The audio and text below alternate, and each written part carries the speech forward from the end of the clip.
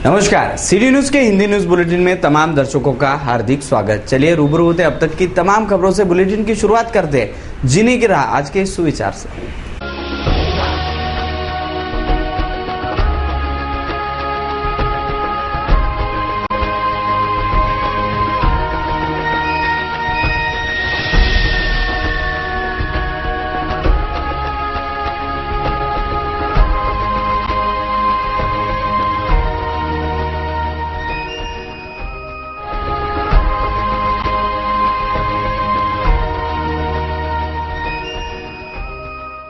जीने की राह के बाद अब रूबरू होते हैं खबरों की श्रृंखला से, देखते हैं बुलेटिन की सुर्खियां।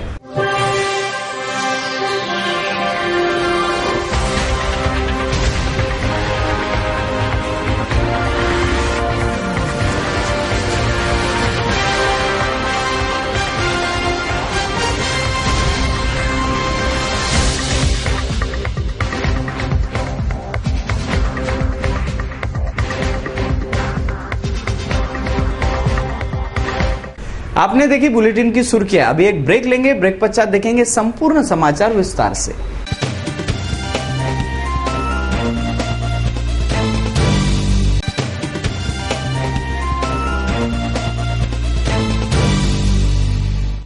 अब देखते हैं संपूर्ण समाचार विस्तार से।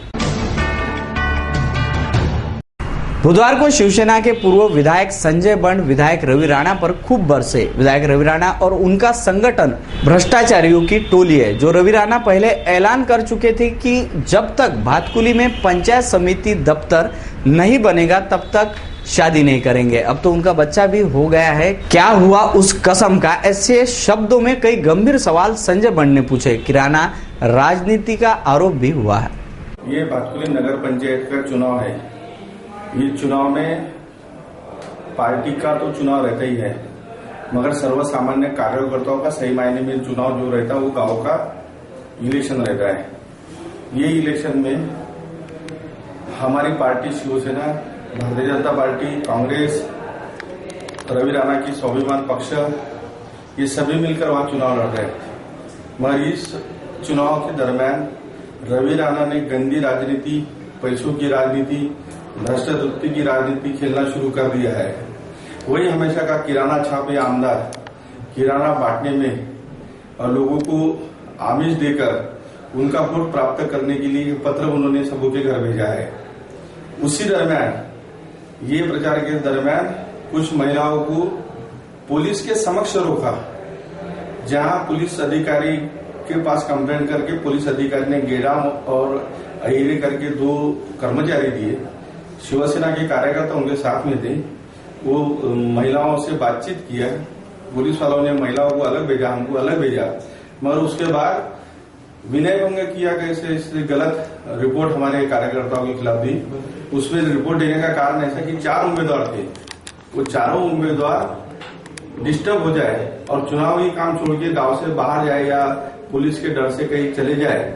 मगर पुलिस के ख्याल में आया कि ये सब बनावट रिपोर्ट है। मगर पुलिस के पास अगर महिला की रिपोर्ट जाती है तो उनको भी कार्रवाई करना उचित है। वो पुलिस कार्रवाई का तो हम सम्मान रखती है, मगर ये गंदी राजनीति करने वाला जो रवि राणा है, इसके पूरे कारनामे मैंने पिछली पत्रकार परिषद में कहा था कि 1 महीने में उजागर करूंगा और उसका काम शुरू हो गया है कि हमें चुनाव महत्व की नहीं है, हमें जिले की संस्कृति और जिले का राजकारण यह महत्वपूर्ण है। इसलिए इस पत्रकार परिषद का आयोजन है। बलगांव रोड पर एक काश्तकार के जेब पर हाथ साफ करने की घटना सोमवार को घटी। हबीबनगर के रहवासी शेख सत्तार शेख हसन के जेब से तकरीबन 5,000 रुपए एक जेब कतरे ने साफ किए। घटना की तकरार गाड़ियानगर पुलिस स्टेशन में दर्ज करवाने गए शेख सत्तार को पुलिस स्टेशन से भी खाली हाथ लौटना पड़ा। पुलिस ने सहयोग न करने से अनेक सवाल भी गाड़ियानगर पुलिस पर लग रहे हैं। मेरा नाम शेख सत्तार शेख हसन, हबीबनगर 1 में रहता हूँ मैं, और मेरी खेती है कामुंजा को मैं मजदूरों का पैसा लेके जा रहा था, तो मुझे रास्ते में 4 चक्के गाड़ी में नाश्ता लेने के लिए मैं रुक गया धर्म काटे के पास, बलगांव रोड धर्म काटे के पास बलगांव रोड से रुका और मैंने नाश्ता लिया तो मैंने जेब में से पर्स निकाला। पर्स निकालते से एक आदमी ने देख लिया, पर्स निकाला, मैंने तो नाश्ते के गाड़ी वाले को पैसे दिया और 5,000 रुपये पर्स में पैसे थे। मैं वहाँ से वापस आया, देखने के पैसे नहीं दे करके 4 चक्का वाले को देखा तो 4 चक्का गाड़ी वाला चले गया था।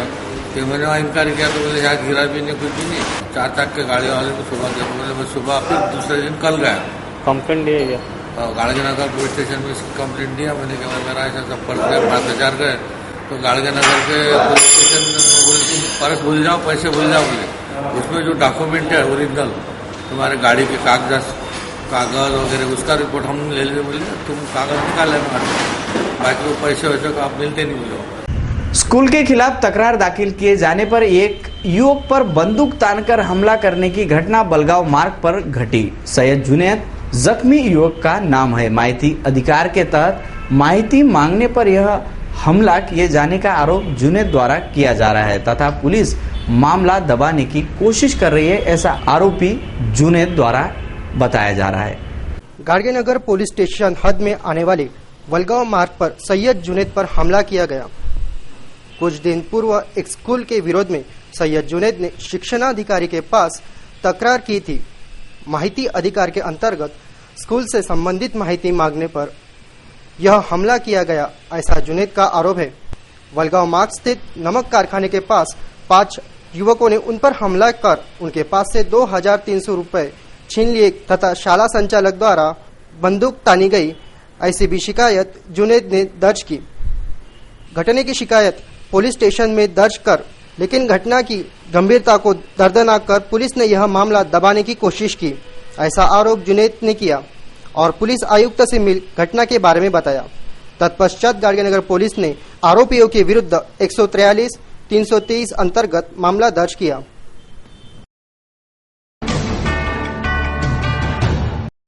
शहर में ये क्या हो रहा है सीपी साहब, यह पूछने का अब वक्त आ गया है। शहर की यातायात पुलिस के यातायात महकमे से संभल भी नहीं रही है। पुलिस ही यातायात को सुचारू नहीं करवाना चाहती। यातायात कर्मी सिर्फ और सिर्फ वसूली को ही प्राथमिकता दे रहे हैं। शायद भारी भरकम चालान वसूलने के आदेश सीपी साहब ने ही दिए हैं, तभी तो दिवाली के पहले रोजाना 500 से ज्यादा चालान यातायात कर्मी फाड़ रहे हैं, जो ऑन रिकॉर्ड है। अब तो सीपी साहब ने शहर में तैनात किए कैमरे वालों को भी कार्रवाई के अधिकार दिए हैं। उसी का पुख्ता सबूत यह गाड़गेनगर क्षेत्र में तैनात कैमरामैन जो यातायात पुलिस वालों जैसा खुद ही वाहन रुकवाते साफ दिख रहा है। सीपी साहब भी खुली आंखों से यह पुख्ता सबूत देके। वरिष्ठ आला अधिकारी भी यहाँ तैनात है, लेकिन कोई भी कुछ भी इस कैमरामैन को बोल नहीं रहा, जो कि सरासर गलत है। यह कैमरामैन अपने आप को यातायात पुलिस वालों पर का भी आला अधिकारी बन वाहन रुकवाते दिख रहा है। शहर भर में ऐसे कई कैमरामैन नियुक्त है और हर स्पॉट पर भारी चालान वसूली हो रही है, जिससे तो यही लगता है कि यह पठानी वसूली का सुनियोजित फंड आई है। यातायात की तो किसी को परवाह ही नहीं है, उन्हें परवाह है बस अपने जेबें गरम करने की, जनता का दिवाला निकालकर खुद की अच्छी दिवाली मनाने की, जिसको नाम दिया गया है इन कैमरा वॉच कार्रवाई अभियान।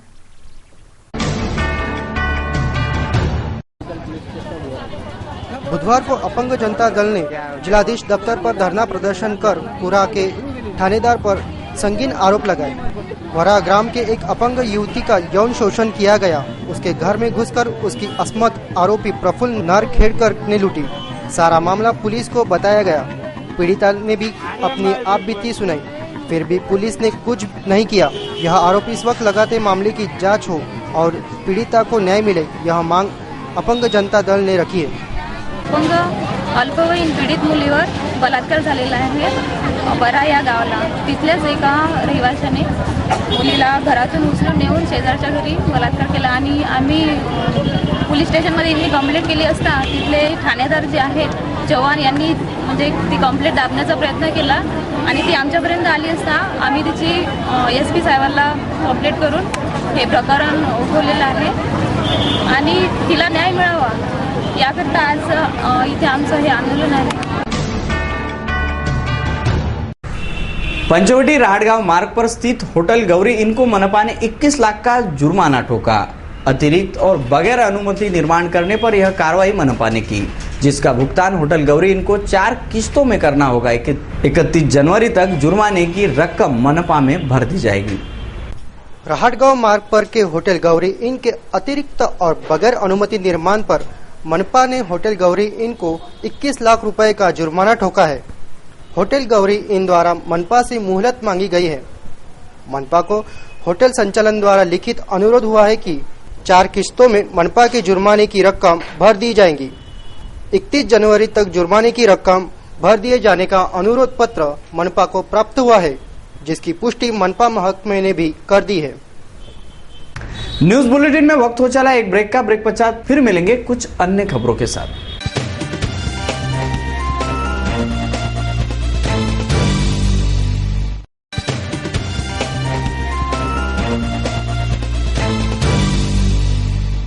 ब्रेक के बाद तमाम दर्शकों का फिर एक बार स्वागत। अब रूबरू होते हैं कुछ अन्य खबरों से।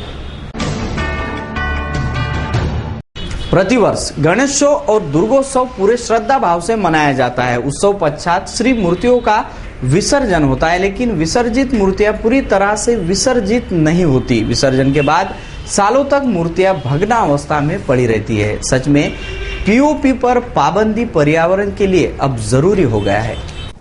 शहर के श्री विसर्जन स्थल का हाल आपको दिखाते हैं। देखिए, आपने जिन श्री मूर्तियों को अपने घर स्थापित किया, उनकी आराधना की, पूरे श्रद्धा से विसर्जन किया, उन विसर्जन के बाद उन मूर्तियों का हाल क्या है।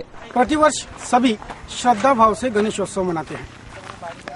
गणेशोत्सव मनाने पश्चात श्री मूर्तियों का विसर्जन होता है। ये जो श्री मूर्तियां होती है, ये होती है प्लास्टर ऑफ पेरिस की, और ये प्लास्टर ऑफ पेरिस घातक है, ये किसी को बताने की जरूरत नहीं है।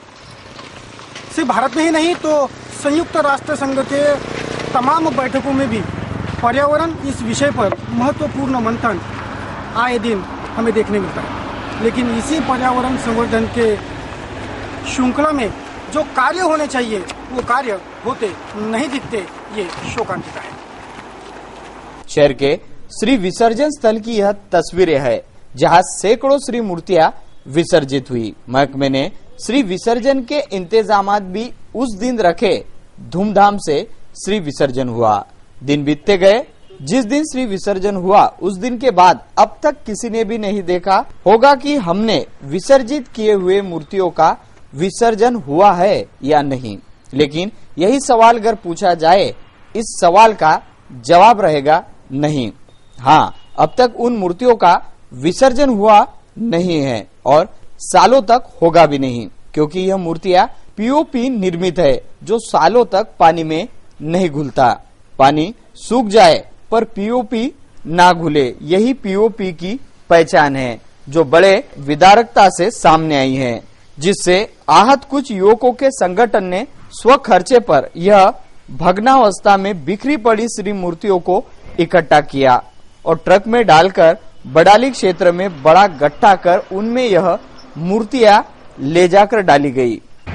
महकमे की जिम्मेवारी है कि वे पर्यावरण का संतुलन बनाए रखने में मदद करें, लेकिन महकमा ऐसा करते नहीं दिखाई देता। महकमा प्रतिवर्ष महानगर के उत्सव के श्री मूर्तियों के विसर्जन के लिए विसर्जन स्थल की निर्मित करता है, लेकिन उनका रख रखाव नहीं करता।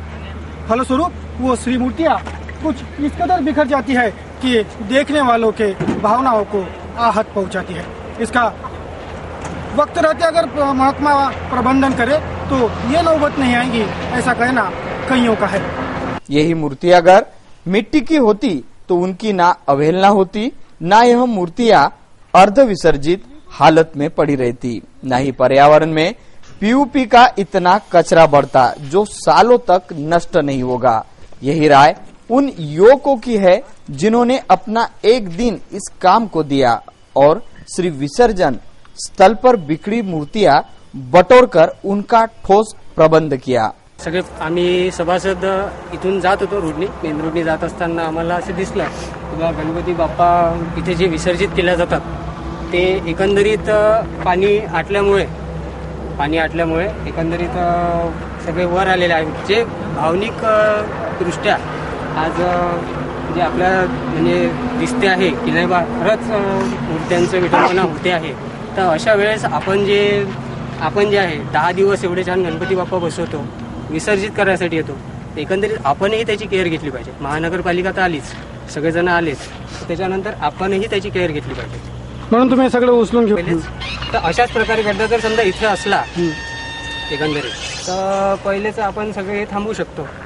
हा जर गड्डा इथेच पहिले असता ते पाणी आणि त्याच्यानंतर मग तिथे जसं व्यवस्था केली गेलेली आहे तशीच व्यवस्था इथे करायला पाहिजे होती त्यांनी, तर आज याची विटंबना नसती झाली गणपती.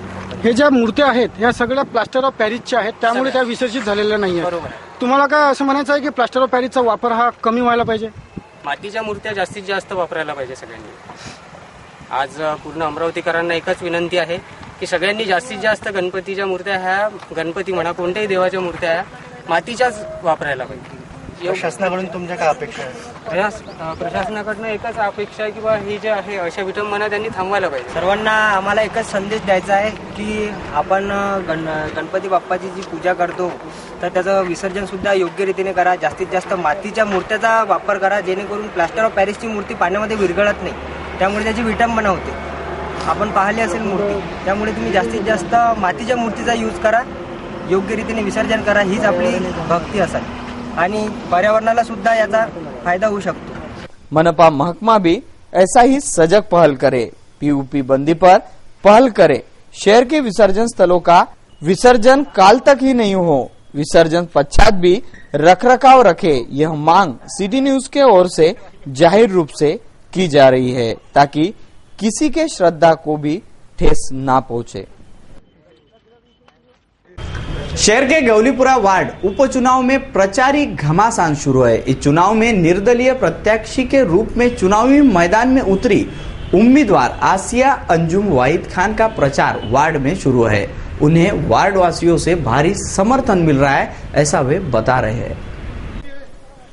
शहर के गवलीपुरा प्रभाग के वार्ड उपचुनाव में उतरी निर्दलीय प्रत्याशी आसिया अंजुम वाहिद खान का कहना है कि उन्हें वार्ड वासियों से भारी समर्थन मिल रहा है. वार्ड में उनका धुआंधार प्रचार शुरू है.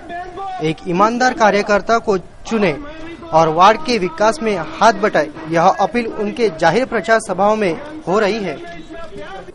आज मैं यहाँ पर जो खड़ा हुआ हूँ ये कोई भाषण देने के लिए नहीं खड़ा हुआ.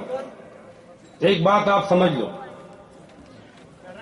मैं अपना हक मांगने के लिए खड़ा हूं और ये इलेक्शन इतिहास के पन्नों में सुनहरे लफ्जों में लिखा जाने वाला है. जब से महानगर पालिका अमरावती बनी आज तक कभी इलेक्शन नहीं हुआ. क्यों नहीं हुआ? डिफॉल्टर लोग भी चल गए, बदमाश लोग भी चल गए और लोग डरते चले गए और उनके ऊपर आवाज नहीं उठाई. ये इलेक्शन एक सच्चाई का इलेक्शन है. 2012 में आप लोगों ने मुझे बहुत वोटों से नवाजा. 1700 वोट दिए, कोई मामूली बात नहीं है. एक नवा आदमी देहात से आने के बाद यहाँ पे अगर राजनीति करता है और वो आप लोगों के लिए लड़ता है और आप उसको इतना प्यार देते हैं, ये छोटी बात नहीं. आज कुछ कमीनों को जलन हो गया कि भाई 2012 में 1700 वोट ले लिया और अब फिर दोबारा इलेक्शन भी करवा दिया. तो ये मेरी ताकत नहीं, ये आप लोगों की ताकत है, बुजुर्गों की दुआ है. मैंने कभी हराम का लुकमा नहीं खाया, मैंने किसी के पीछे हाजी हाजी नहीं की और मैं किससे डरता नहीं. 2012 के इलेक्शन के बाद मैंने आप लोगों का शुक्रिया अदा कर अपने घर में बैठ गया था. कुछ लोगों ने आके मुझे कहा कि वहीद भाई आप गिरे नहीं, आपको गिराया गया. मतलब क्यों? वोट तो बहुत मिले. नहीं, जादू टोना किया गया, जादू टोना किया गया, साधु संतों को लाया गया, इनकी मस्ती चलती रही और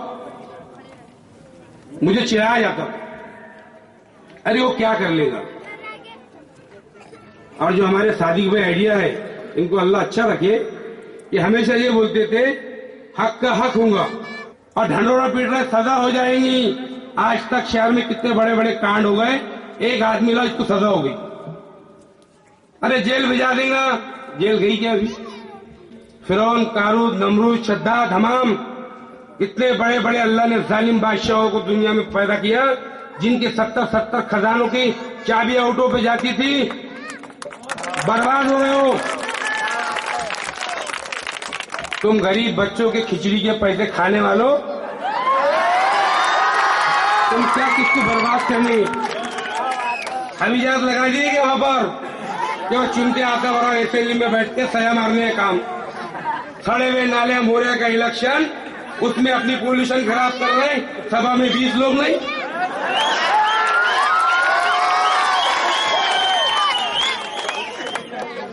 जहां पे खिचड़ी का प्रोग्राम, वहीं पे सभा, वहां के लोग बैठ जा रहे हैं।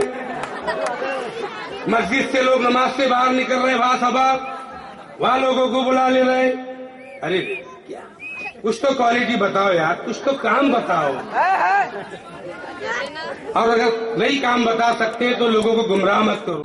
शहर के बहुप्रतीक्षित नवाते अंडरपास का लोकार्पण समारोह पार्षदों ने निपटा लिया। वैसे तो यह नवाते अंडरपास बनकर तैयार था, तब भी सुर्खियों में था कि उसका लोकार्पण कब होगा, और अब लोकार्पण के बाद भी सुर्खियों में है। शहर का नवाते बुहारी मार्ग, जो कि बहुप्रतीक्षित था, यह नवाते अंडरपास तब भी विवादों में सुर्खियों में था जब उसका लोकार्पण प्रलंबित था, और अब भी सुर्खियों में है जबकि नवाते अंडरपास का लोकार्पण हो गया है। पार्षदों ने इस लोकार्पण कार्यक्रम में जल्दी की, मान्यवर अतिथियों को सम्मान नहीं दिया आदि आरोप किए जा रहे हैं, जिस पर पार्षद डहाके ने मुखर दहाड़ लगा के कहा कि पार्षद का काम था, पार्षद ने पूरा किया। महापौर को बुलाया था पर वे नहीं आई। रही सांसद की बात, तो उन्होंने इस मार्ग के लिए कुछ भी नहीं किया, तो उन्हें क्यों श्रेय दे? ऐसा करारा जवाब उन्होंने दिया है। नवाते अंडरब्रिज का जो चर्चा चालू है इतने बड़े इसके, तो ये 25 करोड़ रुपए का ऑक्ट्राई के टूट करके पैसे आए हुए थे, 25 करोड़ रुपए, और 25 करोड़ में से 30-30 लाख रुपए हर कारपोरेटर को मिले थे। अब मैंने 60 लाख रुपए और वार्ड विकास के 20 लाख रुपए, और जो आयुक्त डोंगर साहब थे उन्होंने कुछ डाले हुए पैसे, ऐसा करके जो एक अच्छा काम किया, तो लोगों के नजर में क्यों आ रहा है ये मेरे समझ में नहीं आ रहा। इसको बुलाया नहीं, खासदार को बुलाया नहीं। अब खासदार होता कौन है, क्यों बुलाना चाहिए खासदार को? अब मैं अकेला कारपोरेटर हूँ कि जिसने अनेक लोक प्रतिनिधि को वो कार्यक्रम में बुलाया, लेकिन 24.5 करोड़ रुपए जो बचे थे, वो 24.5 करोड़ में कौन-से कारपोरेटर ने किसको उद्घाटन के लिए बुलाया? जरा एक तो भी सबूत, वो जो कुछ लोग सवाल पूछ रहे हैं उनको मैं पूछना चाहता हूँ कि 24.5 करोड़ में से किसी ने, कोई कारपोरेटर ने किसी को बुलाया नहीं, क्योंकि उनके पैसे पूरे नाली और रास्ते में गए, और वो रास्ते भी टूट गए और नाले भी बह गए। पर पूरे गांव के लोक प्रतिनिधि, मीडिया, आप सबको पता है कि वो अंडर बाईपास के लिए मैंने कितना साल से उसके पीछे लगा हूँ, तब जाकर इतना अच्छा बढ़िया काम वहाँ पे लोगों के सेवा के लिए वहाँ पे तैयार हुआ है। और उसमें फालतू का राजकारण, ये पेपर में ऐसी बात नहीं, महापौर को बुलाया नहीं, उसको बुलाया। अरे महापौर को मैं खुद होके इनवाइट किया, उनका फोटो लिया, उनके होर्डिंग पे फोटो है, उनके पत्थर पे नाम है। जब पत्थर से लेके सब जगह नाम है उनके, तो वो महापौर जैसे पद पे रहने वाली महिला ने झूठ क्यों बोलना चाहिए? रहा है प्रवीण भाऊ पोटे का, अब प्रवीण भाऊ पोटे कार्यक्रम का उद्घाटन करेंगे, ये तो मैंने खुद ही पत्रकार परिषद लेके डिक्लेयर किया था। वो तो मेरे बहुत अच्छे दोस्त है। फिर उनकी तारीख नहीं जुड़ सकी क्योंकि 24 तारीख को उसका पुल का क्यूरिंग होना था, और 16 तारीख को अगर उद्घाटन करते थे अपन, तो वो रास्ता खराब होने के चांसेस थे, ऐसा इंजीनियर कॉन्ट्रैक्टर सबका बोलना था। आज कोई पेपर में आया है कि इसको बुलाया नहीं, गाही गड़बड़ में इन्होंने उद्घाटन ले लिया। अरे जब पता ही नहीं है तो क्यों ऐसा उल्टी सिल्टी अफवाह गांव में फैलाते? अपने मीडिया का नाम क्यों खराब करते हैं ये लोग, यही समझता है। शहर के राजकमल चौराहे स्थित शिवशक्ति जूस सेंटर पर गाज गिरना तय हो गया है। शिवशक्ति जूस सेंटर में काजू शेक में लोहे का चूरा मिला है। लैब से भी यही अहवाल आया है कि काजू शेक में बड़ी मात्रा में लोहे का चूरा पाया गया। अन्न व औषधि प्रशासन इस दुकान पर कार्रवाई करेगा। शहर के राजकमल चौराहे पर स्थित शिवशक्ति जूस सेंटर के काजू शेक में लोहे का चूरा था। यह पुणे के लैब में भी सिद्ध कर दिया गया है। एक शिकायत पर अन्न व औषधि प्रशासन ने 20 लीटर काजू शेक बरामद किया था, जिसमें लोहे का चूरा बड़ी मात्रा में पाया गया। वह नमूने अन्न व औषधि प्रशासन ने पुणे के लैब भेजे। वहां से भी रिपोर्ट आ गई है कि शेक में बड़ी मात्रा में लोहे का चूरा था, जिस पर अब अन्न व औषधि प्रशासन शिवशक्ति सेंटर के खिलाफ कार्रवाई करेगा। सुरक्षा अधिकारी यांना अन्न सुरक्षा व मानवी कायद्याअंतर्गत बहाल केलेल्या अधिकारानुसार ह्या कार्यालयातील अन्न सुरक्षा अधिकारी श्री व्ही शिंदे यांनी राजकमल चौकातील शिवशक्ती आईस्क्रीम व ज्यूस सेंटर या पेढीला भेट देऊन तेथे उत्पादित केलेला बदाम शेक या अन्नपदार्थाचा नमुना घेतला। हा नमुना त्यांनी त्यामध्ये कुठला तरी बाह्यकारी पदार्थ असल्याच्या संशयावरून घेतलेला होता।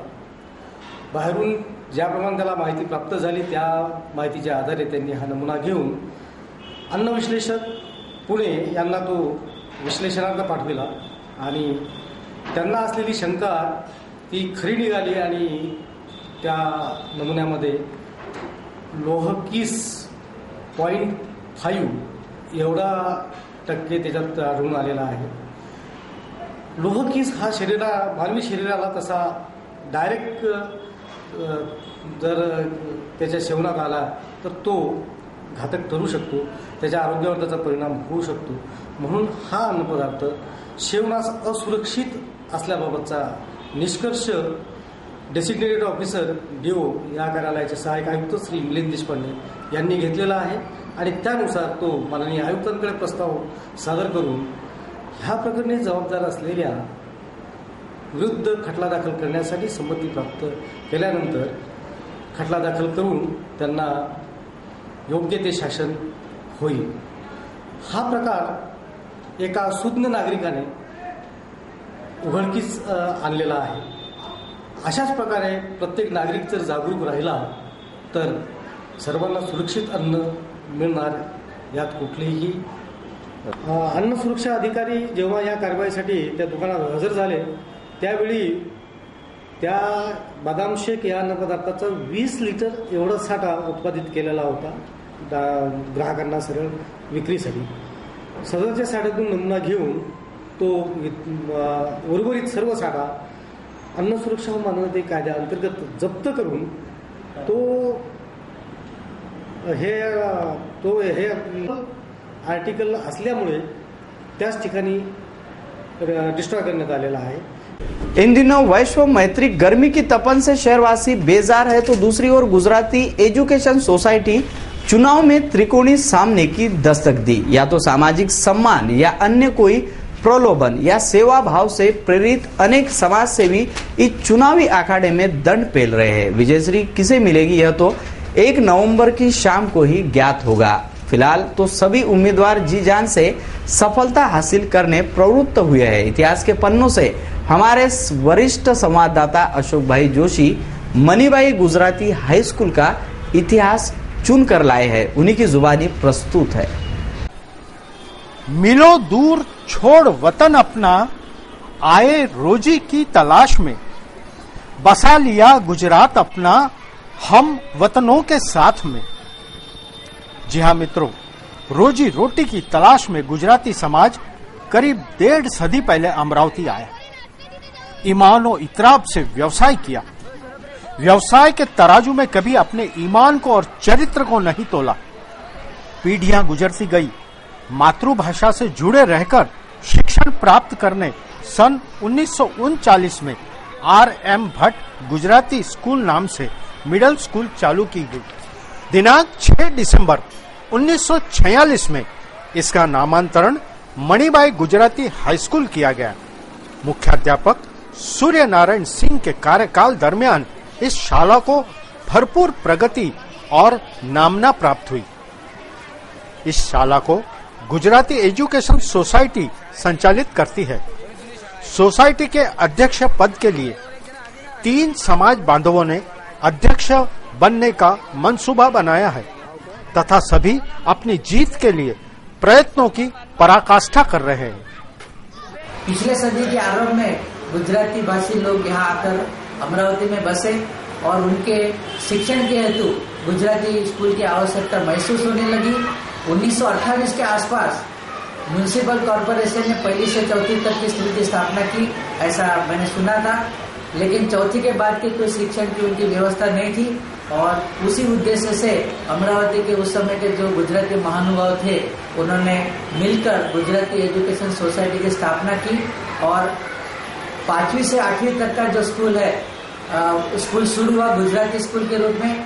उसमें श्री रामचंद्र भट्ट एक इंश्योरेंस कंपनी थी, private insurance company, crescent insurance company के वो मैनेजर थे। उनके डोनेशन उन्होंने कुछ दिया और उसको स्कूल को RM Bhatt Anglo middle school नाम दिया गया। 1945 में इसका रूपांतर फुल फ्लेज हाई स्कूल में हुआ और डांसू श्री मयाशंकर चतुर्भुज जोशी और उनके पुत्र गोकुल भाई जोशी इनके डोनेशन से डोनेशन दिया गया और बाद में स्कूल को जो है मणिबाई गुजराती स्कूल नाम दिया गया। नई शिक्षण प्रणाली में 1975 में जूनियर कॉलेज की शुरुआत हुई और बाद में इसे आगे सुलोचनाबेन 11वीं 12वीं के कक्षाओं को श्रीमती सुलोचनाबेन त्रिकमदास कापड़िया गुजराती जूनियर कॉलेज नाम दिया गया। आज 5वीं से 12वीं तक के लगभग 2500 विद्यार्थी बिना किसी जाति और धर्म के भेदभाव के बिना यहाँ शिक्षा ग्रहण कर रहे हैं। 1992 में यह संस्था के द्वारा अंग्रेजी माध्यम स्कूल की भी शुरुआत हुई जो जूनियर केजी से लेकर 10वीं तक वो पहुंच चुकी है और सभी विद्यार्थी जो यहाँ कोई भी भेदभाव के बिना एक हमारा जो विद्यालय है एक राष्ट्रीय एकता का एक स्वरूप है मिला जुला। जय जय गरवी गुजरात, जय जय गरवी गुजरात, प्रीति अरुणो प्रभात, जय जय गरवी गुजरात, प्रीति अरुणो प्रभात, जय जय गरवी गुजरात। अखिल भारतीय समाजवादी अध्यापक सभा की ओर से 28 नवंबर से 6 दिसंबर तक सत्याग्रह किया जाएगा। यह सत्याग्रह बालकों के शिक्षा हक का विरोध कर रहे शिक्षा हक कायदा 2009 में सुधारना करने की मांग के लिए किया जाएगा। सत्याग्रह में बड़ी संख्या में शामिल होने का आह्वान अखिल भारतीय समाजवादी अध्यापक सभा की ओर से किया जा रहा है। शिक्षा हक कायदा 2009 इस कानून में बालकों के शिक्षा हक का विरोध किया गया है। इस कानून में मूलभूत सुधारना करने की मांग अखिल भारतीय समाजवादी अध्यापक सभा की ओर से की जा रही है तथा कानून के विरोध के लिए 28 नवंबर से यानी महात्मा फुले स्मृति दिन से 6 दिसंबर डॉक्टर बाबा साहेब आम्बेडकर महापरिनिर्वाण दिन तक सत्याग्रह का आयोजन किया गया है। यह सत्याग्रह जिला, तालुका तथा गांव-गांव में किया जाएगा। इसलिए बड़ी संख्या में लोगों ने सत्याग्रह में शामिल होने का आह्वान अखिल भारतीय समाजवादी अध्यापक सभा ने किया है। पत्र परिषद में अध्यक्ष जययून नाना ठाकरे, राजाभाऊ महाजन, विठ्ठल गोटे सहित अन्य सदस्य उपस्थित थे। 28 नोव्हेंबर ते 6 डिसेंबर या काळात शिक्षण हक्क विधेयक जे भारत सरकारचं 2009चं आलेलं आहे त्यातल्या ज्या उणीवा आहेत त्या उणीवा प्रदर्शित करून समाजापर्यंत पोहोचवून त्या दुरुस्त करून घेण्याची जी मागणी केली आहे त्यासाठी हा सगळा जनप्रबोधन आणि हा सगळा पत्रकारांच्या माध्यमातून आणि सगळ्या मीडिया जो आहे माध्यम आहे यांना विनंती करून हा प्रश्न धसास लावण्यासाठी पत्रकार परिषद घेतली आहे। महत्वाचा मुद्दा असा आहे की शिक्षणाबद्दल अजूनही शासन फार उदासीन आहे। शिक्षणाशिवाय देश प्रगती करू शकत नाही। जनतेला नीटनेटकं चांगलं शिक्षण दिल्याशिवाय देश पुढे जाऊ शकत नाही। ज्या मूलभूत गरजा आहेत माणसांच्या त्याही अजून आपल्या सरकारने सगळ्या जनतेसाठी पूर्ण केलेल्या नाहीत का तर सगळी जनता निरक्षर आहे आणि म्हणून अखिल भारतीय समाजवादी अध्यापक सभा ही चळवळ गेल्या 14 वर्षापासून आदरणीय भाई वैद्य यांच्या प्रेरणेने आणि राष्ट्र सेवा दलाच्या माध्यमातून जी स्थापन झाली तिचा एकच उद्देश आहे की भारतातल्या प्रत्येक बालकाला विनामूल्य अनिवार्य गुणवत्तापूर्ण आणि समान शिक्षण मिळालंच पाहिजे आणि ते सगळं शिक्षण देण्याची जबाबदारी सरकारची आहे आणि सरकारने यासाठी पुरेसा खर्च केला पाहिजे. सरकार आता खर्च करण्यापासून मागे हटत आहे, सगळं काम विनानुदानित करत आहे आणि त्यामुळे गरिबांचं शिक्षण हळूहळू नष्ट करण्याचा कार्यक्रम सरकारने आखला आहे. पैसे जो देईल त्यालाच फक्त शिक्षण आणि अशा प्रकारचं शिक्षण ही बाजारू वस्तू करून टाकली सरकारने आणि त्याविरुद्ध समाजवादी आज आंदोलन उभी करते आहे. आणि म्हणून 28 नोव्हेंबर हा महात्मा फुलेंचा स्मृतिदिन, ते 6 डिसेंबर हा बाबासाहेब आंबेडकर यांचा महापरिनिर्वाण दिन, या काळात संबंध देशभर हे आंदोलन प्रचंड मोठं उभं राहावं. राजापेट पुलिस ने बुधवार को 400 लीटर घासलेट ले जा रहा एक ऑटो पकड़ा. ऑटो पर रॉकेल का बिल और अन्य कागजों की छानबीन कर पुलिस को यह ऑटो छोड़ना पड़ा. राजापेट पुलिस थाना अंतर्गत राजापेट चौक पर 400 लीटर घासलेट पकड़ा गया. यह रॉकेल MH27 4523 इस ऑटो से ले जा रहे थे. पुलिस को इसकी सूचना मिलते ही पुलिस ने कार्रवाई की, लेकिन इस रॉकेल का बिल मिलने से पुलिस ने यह रॉकेल छोड़ दिया. जानकारी अनुसार यह रॉकेल मदन धौर नामक व्यक्ति का था. पुलिस ने वेरीफाई कर ऑटो छोड़ दिया. शहर में आवारा जानवरों का उत्पात नागरिकों में भय पैदा किए है. आवारा कुत्तों की फौज शहर में मौज मना रही है. भेड़ बकरियां और बच्चों को यह आवारा पशु घायल कर रहे हैं. उनका बंदोबस्त हो यह मांग नागरिक कर रहे हैं. मनपा का पशु वैद्यकीय विभाग शहर में घूमते आवारा पशुओं के झुंड पर कार्रवाई कर उनका बंदोबस्त करे, यह मांग नागरिकों के ओर से हो रही है. शहर के गली गली में आवारा कुत्तों के झुंड उत्पात मचाते दिखाई देते. कईयों को घायल किया गया है. ऐसा कब तक सहना होगा, ऐसा त्रस्त नागरिक मनपा से पूछ रहे हैं. जिला परिषद शिक्षक बैंक चुनावी प्रचार में युवा शक्ति पैनल ने बढ़त बनाई है. युवा शक्ति पैनल का नांदगांव, अंजनगांव तथा चांदूर बाजार में चुनावी प्रचार सभा संपन्न हुई. जिला परिषद शिक्षक बैंक चुनाव 7 नवंबर को होने जा रहा है. चुनावी प्रचार में युवा शक्ति पैनल बढ़त बनाई है. युवा शक्ति पैनल ने नांदगांव, अंजनगांव तथा चांदूर बाजार में चुनावी प्रचार किया, जिसे भारी संख्या में लोगों का प्रतिसाद मिला. बुधवार को महाराष्ट्र राज्य ग्राम रोजगार सेवक कर्मचारी संगठन ने 1 दिवसीय धरना प्रदर्शन कर अपने समस्याओं पर ध्यान खींचा. अन्याय के खिलाफ तीव्र असंतोष ग्राम रोजगार सेवकों में उमड़ा था. ग्राम रोजगार सेवकों पर हो रहे अन्याय के खिलाफ महाराष्ट्र राज्य ग्राम रोजगार सेवक कर्मचारी संगठन बुधवार को रास्ते पर उतरा. अपने मांगों पर ध्यान खींचने ग्राम रोजगार सेवकों ने 1 दिवसीय धरना प्रदर्शन कर अपनी न्यायिक मांग रखी. अमरावती जिल्ह्यातील सर्व ग्राम रोजगार सेवक जिल्हाधिकारी कार्यालयावर 1 दिवसीय धरणे आंदोलनासाठी बसलेले आहेत. 8 वर्षापासून सर्व ग्राम रोजगार सेवकांच्या मागण्या ज्या प्रलंबित आहेत. ग्राम रोजगार सेवक हा ग्रामीण पातळीवर प्रत्येक ग्रामपंचायतमध्ये पूर्णवेळ मजुरासोबत काम करतो. त्याला करत असताना फक्त 2.5 एवढं कमिशन दिलं जाते. कमिशनऐवजी प्रतिभा मानधन देण्यात यायला पाहिजे.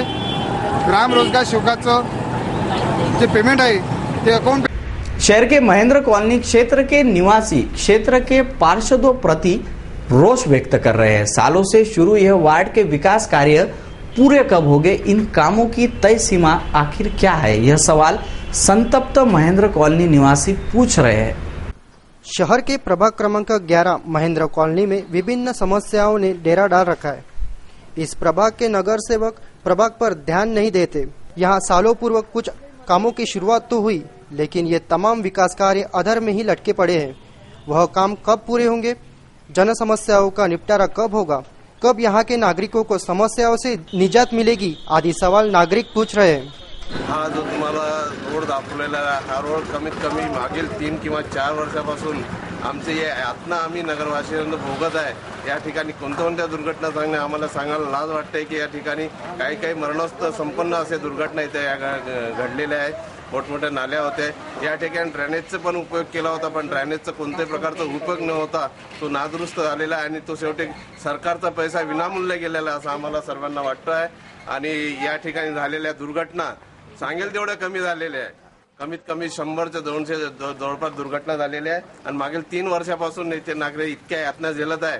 शेवटी बोलायचं तर कोणाजवळ बोलायचं, सर्व एकमेकाचे हार एकमेकाचे हातात गुंतलेले आहे. कंप्लेंट करायची तर कोणाकडे करायची हे आम्हाला कळत नाही. त्यामुळे नाईलाजावर आम्ही आज चॅनलकडे आलेलो आहे आणि आमचे व्यथा आपल्या समोर मांडलेले आहे. दोन्ही साईडनं नाल्या काढल्या असून या एका नालीचं काम नाल्यापर्यंत पोहोचवलं, परंतु हे जी दुसरी नाली आहे हे अर्धवट इथं सोडण्यात आल्यामुळे काय होते का ते जे पाणी आहे तिथं ते सर्व जमा झालेलं आहे आणि ते पाणी कमीत कमी 3 महिन्यापासून तिथं ते साठून राहिलेलं आहे. आता मला माझी गाडी स्लिप झाली आणि काल मला इथे इंजर्ड झालेला आहे. तरी आमचे ते जे मेन रोडवरून जे अंदर जाणारे गल्लेले आहेत ते त्याचा स्लोप व्यवस्थित करून द्या. आणि एक आमच्या इथे ठाकूर गजानन महाराजच्या गल्लीमधली जी ठाकूरची मुलगी आहे ती पण इंजर्ड आहे आणि दवाखान्यात ऍडमिट आहे. तुम्ही मुलं असे बाहेर निघाले तर लगेच फायदा होईल का आम्हाला हे चॅनलमुळे. श्री ब्रिजलाल बियानी शिक्षा समिति और अमरावती विश्वविद्यालय के तत्वाधान में आयोजित महिला सक्षमीकरण का कार्यक्रम हुआ. महिला सक्षमीकरण कार्यशाला का आयोजन इस उपलक्ष्य में किया गया. श्री ब्रिजलाल बियानी शिक्षा समिति अमरावती विश्वविद्यालय प्रौढ़ व निरंतर शिक्षण विस्तार कक्ष के संयुक्त तत्वाधान में आयोजित महिला सक्षमीकरण कार्यशाला का आयोजन बुधवार को बियानी महाविद्यालय में हुआ. महिलाओं को अपनी ताकत पहचानने की जरूरत है. आज तो हर क्षेत्र में महिलाएं अव्वल है, फिर भी महिलाएं पीछे क्यों आदि मुद्दों पर यह महिला सक्षमीकरण कार्यशाला हुई. आपको मालूम है हमारे भारत के संविधान है, कॉन्स्टिट्यूशन है और उसमें हमको जो फंडामेंटल राइट दिए हुए हैं उसमें से कोई भी अगर नागरिक है भारत का तो उससे लिंग, जो colour, caste, sex, place of birth, इस वजह से अगर कोई भेदभाव होता है, डिस्क्रिमिनेशन होता है तो वो अलाउड नहीं है. अगर ये लड़की है और इसको ये हम जॉब नहीं देंगे, इसको ये हम जो अपॉर्चुनिटी मिलती है, सुविधा मिलती है वो नहीं देंगे, ये नहीं चलेगा. There shouldn't be discrimination on the ground of colour, caste, sex, creed, place of birth. ये सब बातें संविधान में लिखी हुई है और संविधान से हमको ये स्रोत मिलता है कि जो हमारे समाज में जो माइनॉरिटी है, मतलब हम माइनॉरिटी मतलब मोमेंटम तो नहीं समझते, लेकिन जो समाज में उपेक्षित है, जो उनको आगे आने के लिए दुर्बल है, जो घटक है समाज, उनके लिए खास प्रोविजन की जाती है. हमारे कार्टून कोना के लिए व्यंग्य चित्रकारों ने आज की स्थिति को व्यंग्य बाणों का निशाना बनाया है. जानते हैं आज का कार्टून कोना.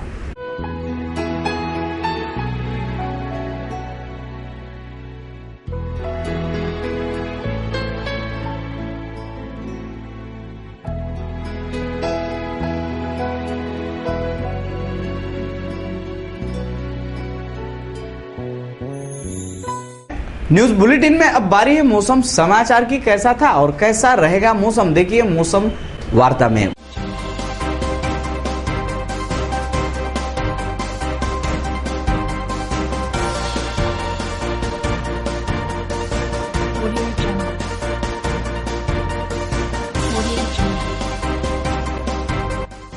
बुधवार को शहर का अधिकतम तापमान 32 डिग्री और न्यूनतम 22 डिग्री आंका गया. बात करें गुरुवार की तो गुरुवार को शहर का अधिकतम तापमान 19 डिग्री सेल्सियस तो न्यूनतम तापमान 21 डिग्री सेल्सियस रहेगा, ऐसा अनुमान मौसम विभाग का है. तो दर्शकों, अब देते हैं बुलेटिन को विराम. अंत में फिर आज की सुर्खियां.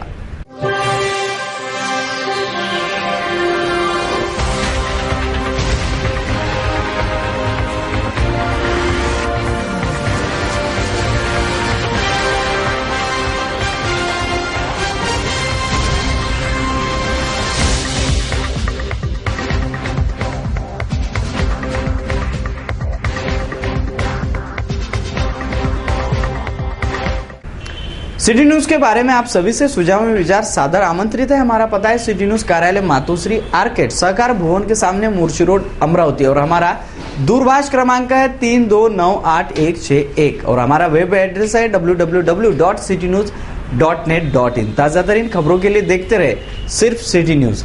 नमस्कार.